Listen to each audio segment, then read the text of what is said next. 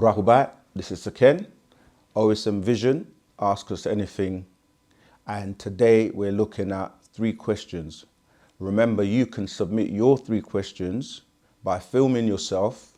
You can just use your cell phone or your mobile phone, film 3 questions, and once you're happy with them, submit them to osmvision.wetransfer.com. All right, so let's get to the questions we have for today. Question number 1. Rahubat Moisar. I've got 2 questions. Has our master teacher ever spoke about being questioned in the grave? You know, when we die, we're being questioned as to what we did in our life. Because the reason why I ask that question is because I know that Muslims speak about at death. You are questioned in the grave. So I'd like to know, what is that? Our master teacher, Pana Babyanan, ever spoke about that. Okay, so the first question is regarding being questioned in the grave. Unfortunately, religion has done such a terrible job on our minds, and this is why Wu-Sabat is here to break the spell. Those concepts from the 3 frogs, known as the monotheistic religion, Islam, Christianity, and Judaism, they pick or have taken a lot of their stories from. So let's start from the youngest one being Islam. A lot of what you find in Islam comes from the Old Testament and the New Testament. And pretty much what you find in the New Testament comes from the Old Testament. And the Old Testament itself, including the New Testament and Islam, all come from the Sumerian tablets, which are the Enuma Elish, the Gilgamesh epics, the tablets of Atana, the Astrahasis. There are so many tablets, and many have been destroyed, and many have been found that most people may still not be familiar with. A lot of that also then comes from the Egyptian mystery schools, right? A lot of the concepts of religion, the monotheistic religions, are taken from Egypt. Hence, all Western religions are actually from ancient Egypt. People think, who are not informed, that the Sumerians predate the Egyptians, but that's not actually true. It's the other way around. So the whole concept of, for example, God, the Son, and the Mother, which becomes the Trinity in Christianity, comes from Osiris being the father, yeah, and then you have Isis being the mother. These are Egyptian or Greek rendition of Egyptian terms. And then you have Horus, who basically all come from Egypt as Asar, okay, and Aset being the mother, and then you'll have Haru or Hebrew or Ha. Okay, so that's the same thing that goes into the Sumerian doctrine, where you'll have like Damuzi being the father, then you'll have, Ishtar being the mother, and then you'll have Tammuz being the son, or that equivalent that becomes what, they're called Jesus. And you can still find these words like Tammuz, etc. in the Bible, when it tells you that the women were weeping for Tammuz. And that's also a part of the Judaic calendar. You will find that month being celebrated. I'm saying that to say, in relation to the question, that a lot of the myths and things that you will find in Islam, like the brother's asking about being questioned in the grave, that goes back to the Egyptian mysteries, when your heart is being weighed against the ma'at feather, right? And so it's looking at your deeds, not just your deeds, but your intentions as well. Because when you do something, there is an intention behind it. Because somebody can do something and it may look like they're doing it from the heart, or that is real. But if there's no love, as in it's from the heart, if there's no love behind it in terms of the intentions and they're just doing it for show, then it's as if they haven't done it. But these things are recorded in your matrix, in your energy field, because everything you do is recorded within your matrix. And so when you're going through this process of crossing over, and in ancient Egypt, they talk about you going through, and it ties into the Sumerian doctrine as well, going through the underworld, or when your heart is being weighed.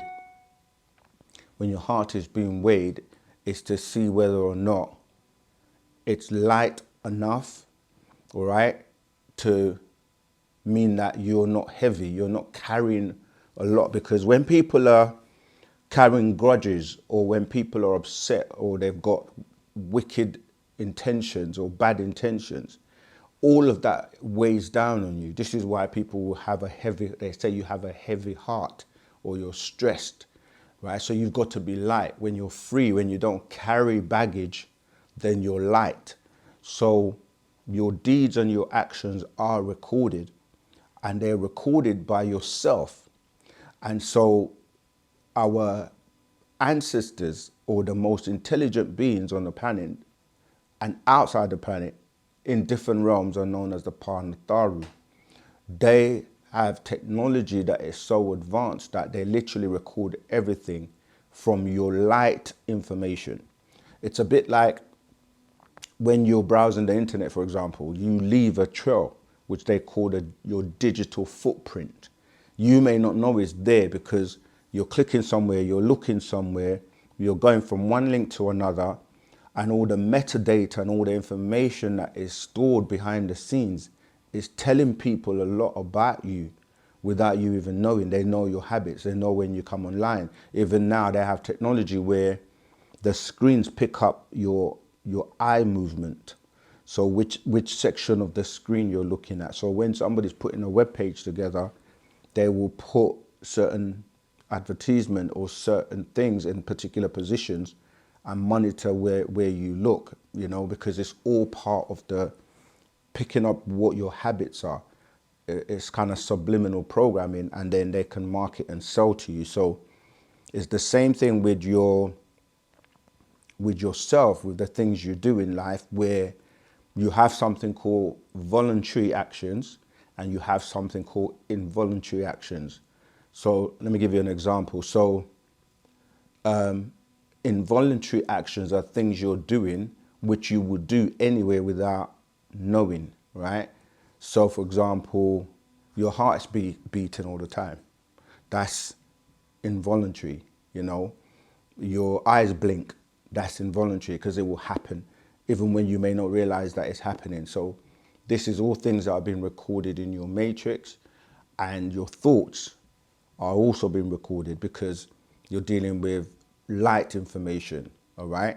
And now today with technology, they're able to store so much information, right, on a chip, and your entire life from birth to when you cross over can be recorded now. The technology is here. There's a good series on Netflix called Altered Carbon, right? This will give you a good explanation of what I'm talking about. So anyway, going back to the question, your information that is recorded on something called a me disk, right? Surprisingly, you've got, the I with the iPhones and I this and I that, but it's me, as in me, your me disk, MI disk, or you can spell it ME because, the vowels are interchangeable in Shemitic languages. So your me disk stores all the information about you, which these records are pulled up when the elders or the overseers are looking at it's like your whole life is like a movie that's recorded with all the information, the intentions, everything you've done is recorded. This is where religion gets its concept from, of you being judged, all right? And so they tell you that, you go And if you're judged and you're found to be someone that was not, that doesn't make it basically, then you get taken to hell and you go to hell. And if you're good, you go up to this place called heaven and, go to the gates, and St. Peter or whoever's there is going to say you can come in. So that's a story, but the reality is that religion dips you in water or goes through some kind of ceremony to say that, you're baptized or you're born again. And then that means that from that point going forward, you're supposed to change your ways and live a particular type of life. But in reality, most people just think that just because they've been baptized that they're saved, but really they carry on living their life, doing the same things that they were doing before. And these are like mythology in the sense that they're not really changing you or helping you. You have to actually change. And that's why with Wu-Sabat, once you get into Wu-Sabat, you're responsible. You have to make the change. You have to actually put in the work. You have to clean your diet, eat right, behave right, and do the right thing. So yes, there is an actual event that takes place where your records are looked at, and your deeds and your intentions then will decide whether or not you've mastered this realm. It's not like a punishment where you're going to go to hell or go to heaven. It's more like, in order for you to progress to the higher realms, you have to become a better being that can exist in that realm. It's like you have to transform your vibration, your frequency to be amongst the beings in that realm. And if you're not, you can't actually, basically coexist in that realm. So you go back and you come back through what we call the wormhole, or you go into the light, which is a wormhole that brings you right back here, so that you can then learn to correct the things you didn't do the last time, and you get many chances to keep progressing. And if you don't, then you kind of judging yourself. So there's no one that is judging you but yourself, because you judge yourself by the actions that you do every day. So for example, if you decide to smoke cigarettes and it tells you cigarettes will cause cancer or can kill you, but you continue to do it, it may not happen straight away, but eventually it will affect your health. So you're judging yourself every time you smoke that cigarette. It's not just cigarettes. It could be anything that you're doing in excess. It could be lust, sex, bad food, bad thoughts. It's up to you. This is why you have to know how things affect you. All right, so let's move on to the second question. And question number 2 is about Muslims when they're in the mosque, and part of their ritual is they look to the right and the left, greeting both guardian angels.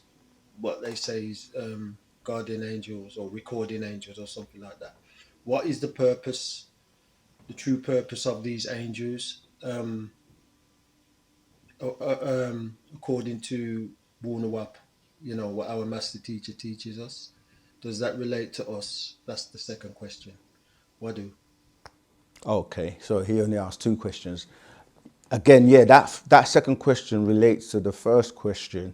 Like I said, it's a concept that religious people have, and there are many things in religion that people say, but they don't go into the details or can't break it down when you start to ask them. And where that comes from is the fact that you yourself, as I mentioned previously, judge yourself, right? This is where the concept of good and bad or jihad comes from, because you know what's good and you know what's bad, or we say agreeable or disagreeable. And your decisions that you make, you will hear a voice within yourself, and you kind of know from the voices in your head when you're about to do something that you know you shouldn't do.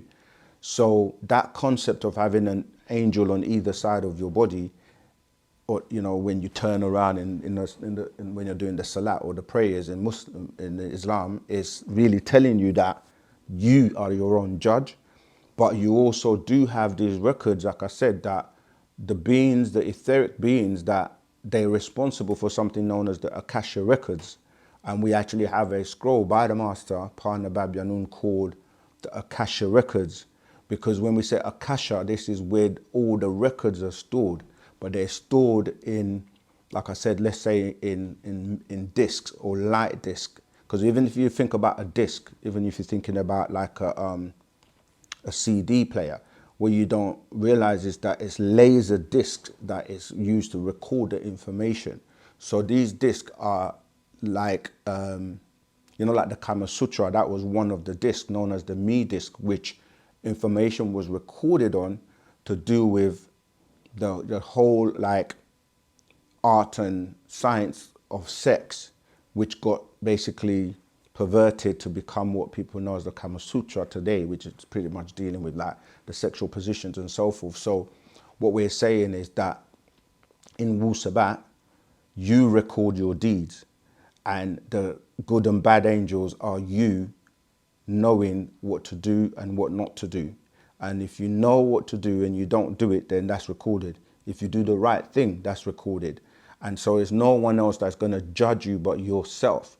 And the accumulation of all your decisions at the end of your term, when you cross over, all those decisions you've made all your life is where the balance comes in. Did you help people? Were you kind? Were you giving? Were you helpful in many ways? Or were you selfish? Was it just about yourself? Were you not considerate? Did you not show a shuk, which we call divine love? And so we also have this scroll called the 24 Elders.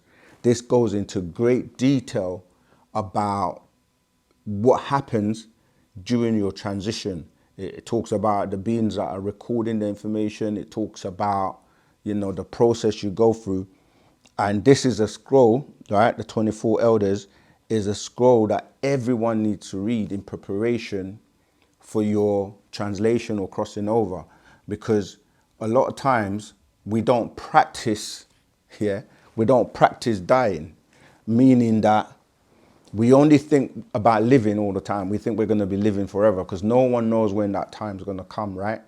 When they're going to transition. So just like you would practice, doing things for your health, press ups or whatever, you should try practicing this, right? Lie down on the floor when you can, as if you were in a grave. Just lie down and imagine yourself, in that state where you've transitioned or transitioning, and just think about what can happen to you, meaning that if you decide to get buried instead of, cremated, then think about you lying in that position. And the master teacher actually broke this down in many books, like Where and Where is Hell? I can't remember some of the other titles, but where he says, lie down, think about being in that casket, and if you're being buried, that is, and then you see that you rotting, the maggots, the insects, and all the things that come, because you're going to go back to nature, yeah? And just whilst you're lying down on the floor, staring at the ceiling or whatever, think about your life, think about the deeds, and think about all your intentions, think about the good things you've done, and think about some of the perhaps not so good things that you've done, and see for yourself whether or not you feel that, which side is it, if you're weighing it, which side is it balanced, or is it more to the negative or the disagreeable than the positive or the agreeable? You will know that for yourself. And if you feel that you are leaning towards the negative side, then you still got an opportunity. Every day is a new day for you to start again and start to, look at changing your ways if you're finding that you're not putting into practice the things you should be doing. And this is why Wu-Sabat is here. The scrolls that you read, the master teacher has come here with the cure. He's known as the Son of Righteousness, coming with healing in his wings. So it's about you starting to put that into practice. And Wu-Sabat is here to help you and guide you along so that you don't get to that stage and then realize you haven't been living the way you're supposed to be living. So thank you. I know you only gave us 2 questions. We do ask for 3 questions. If you would like to have 3 questions answered, then please film yourself, using your cell or your mobile phone, good lighting, good quality sound as best as you possibly can, and then upload your 3 questions to osmvision.wetransfer.com. You know, we're here working every day to answer your questions, and so that you can actually, like you say, be prepared for your transition. So hopefully you won't have to come back. Oh, I didn't mention you have 24 to 24,000 times to come back and perfect it so you can move on to the next realms and the next realm, because we don't actually die. We just translate or transmutate or transition from one state to the next, and we continue, you know, living different experiences, right? If we've, you know, if we make the grade. So you've got the opportunity whilst you're still alive to get yourself right before that time comes. All right. Until next time, Tawuhat Wadu.